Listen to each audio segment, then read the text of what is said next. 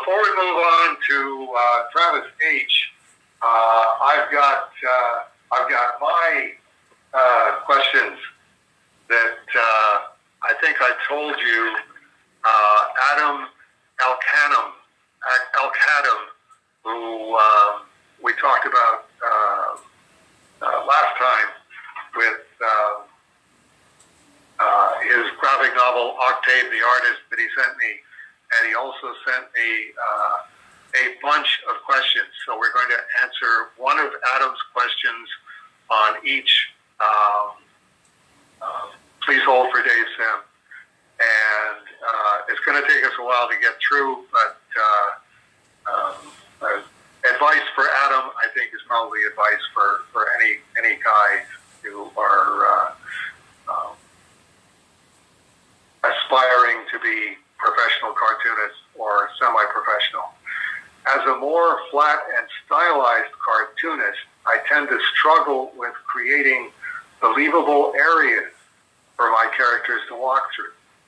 Where did you learn to compose these very atmospheric castle corridors and things? That's not really something that you learn. It's something where either you have the ability to picture it or you don't have the ability.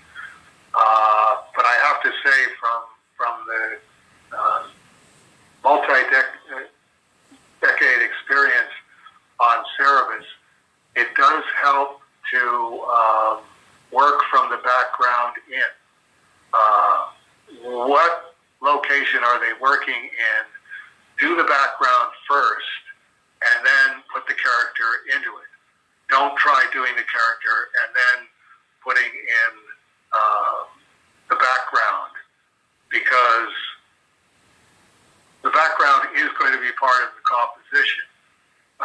Certainly with Gerhard, I didn't have to do that beyond a certain point, unless I had something very, very, very specific that this is exactly what the background has to look like, and this is why it has to look like this, because it has something to do with the storyline, that this background element has to be in there. It was, no, I'm going to put the character in the panel, and then Gerhard is going to fit the background in around the character based on the storytelling. Gerhard has, of course, immaculate composition chops for how do you make this background look realistic? How do you keep it from interfering with the character and calling attention to itself, but also being the eye candy that everybody's looking for from their comics. In terms of, as you say, a more simplified style that you have, which is more in the direction of Jules Pfeiffer or Art Spiegelman, very simplified, very stylized.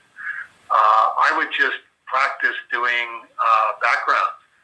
Just what backgrounds are you going to need, and do them on tracing paper, and just say, okay, here's what I picture this background being.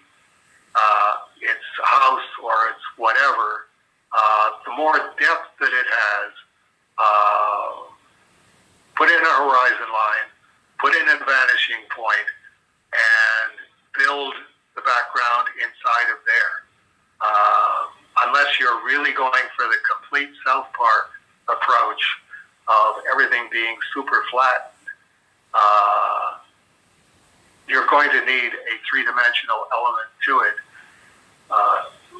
On the graphic novel that you're doing now, what is the look of the graphic novel?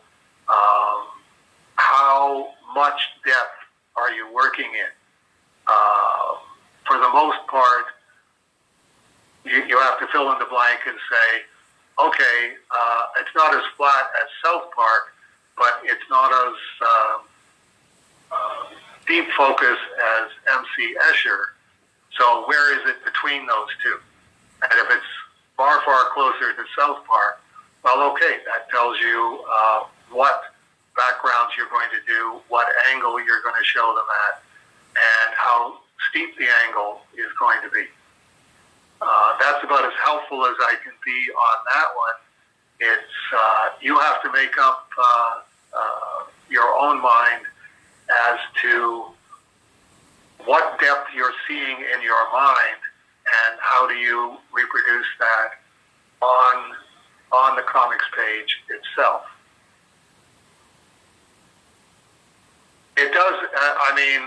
It is one of those things where I've always thought if we could just get a cross-pollination going between architectural schools and places like that, which now, of course, architects don't really draw their buildings. They do everything digitally. You might consider finding a collaborator, finding a background artist, and saying, okay, I'm really just interested in the characters, the writing, and the lettering. Can you design backgrounds for me? This is the locations that I'm going to have in my graphic novel. Can you give me 5 or 6 drawings that cover all of these backgrounds that the whole story takes place against? And then you can manipulate them digitally, tilting them and building them in 3D space, and then tracing them off for yourself and saying, okay, if I have this front of the candy store, let's say a lot of the story takes place in the candy store, okay, I just have to do one perfect drawing of the candy store, and then I can just tilt it at different angles, I can enlarge it, I can reduce it, I can do close-ups on it, and then trace it off in behind the character, and not have to really say, okay, how do I make this a perfect background while I'm drawing this panel? It's like, you might want to put the characters on first, and then do all of the manipulation that is available to you, tracing it off on the light box, and saying, okay, what's the best angle I can tilt the front of this candy store at, where I'm getting enough of the detail that it's an establishing shot, but it's not interfering with the story. So there you go. There's your a moment of Adam Elkhadem that is going to be part of Please Hold for Dave Sim for the foreseeable future, he said, looking down at this lengthy list of questions. So the next one that I have is Michael Rader, and this came in through you way back when, and now this is moving on to its next phase. This is the guy who is collecting every comic book published in April 1968. Which is interesting. I've never heard of anybody doing something like that, but it's certainly an interesting collection to have. And as part of his collection, the April 1968 issue of Spider-Man was number 59. And what he's finding is that he just wants a copy of each issue, but he would like, if he finds a better condition copy than he's got, then he wants to upgrade to a better condition copy. But what he's finding out is you can only upgrade so far, and then with something like a Spider-Man 59, most of them have been encapsulated by CGC because it's a pretty expensive book. So it's not that he's overly thrilled with CGC, but that if that's where you got to buy better condition copies, that's where you buy better condition copies. So if you're watching the video, what you're looking at right now is photos that Michael sent of the 6.5 CGC copy of Amazing Spider-Man 59, and on the back of it, there's a what looks like a Dave Sim autograph and a Mark Gruenwald autograph. And the Mark Gruenwald autograph says, "To Jim." And Michael was wondering, A, is that an actual Dave Sim autograph? And B, do you know why you would be signing the back cover of Spider-Man number 59? And it's like, well, I got to tell you, that's a good one. And when I got the pictures in, and I was actually reading the letter, and I hadn't really done much thinking about it. He had faxed over the same stuff, but it's like a fax, you can't really tell what you're looking at. But when you're looking at a color photo in the digital age, it's just like having the thing right there in front of you. And it's like I'm sitting there going, okay, it is a Dave Sim autograph. It's either a Dave Sim autograph from the early 1980s, or it's the most immaculate counterfeit Dave Sim autograph forgery that I've ever seen. It looks exactly like one of my 1982 to about 1984 autographs where I'm not really bearing down on it. It's not a complete throwaway like I was just signing a stack of books, but it's kind of over in that direction. Not really all there, but definitely a Dave Sim autograph. And I'm going, okay, Mark Gruenwald, from what my recollection of convention, and as far as I can tell, it would have been a convention. Mark Gruenwald was definitely one of the Marvel lifers. You know, it's everything was about Marvel comics to him professionally. Although he was a comic fan, it was Marvel, Marvel, Marvel. So that narrows down where it would have been to a New York City or New York City area convention.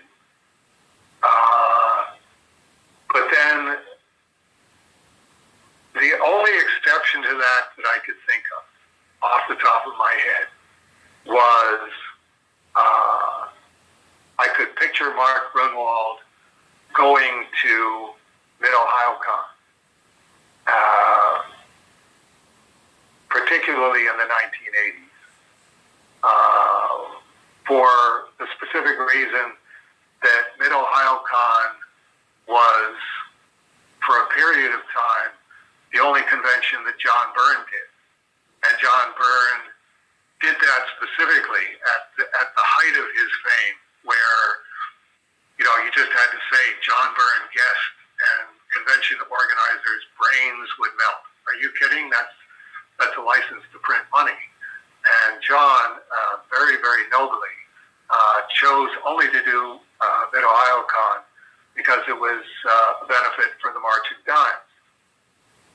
And consequently, Mid-Ohio-Con became one of the few locations where you would see Marvel lifers outside of New York City. And a lot of the reason for that was I want to go to a convention that John Byrne's going to be at, because, you know, John Byrne is pretty much the franchise at Marvel right now with X-Men. And this will be at least a chance to hang out with him and, go to the convention parties. They have a night before party. And I'm going, okay, that's about the only plausible story that I could attach to it. And that was when I flashed on the back cover of Cerebus number 81, which, if you're watching the video, you're now looking at, which is the picture of me in full Miami Vice garb with a cigarette sticking out of my mouth and sunglasses on. I think we have to get in the habit of, anytime we look at one of those pictures, we go, you know, Dave, it's really not that sunny in here. We're inside. There's lighting here, just like for everybody. You don't need to have sunglasses on. And I'm signing a copy of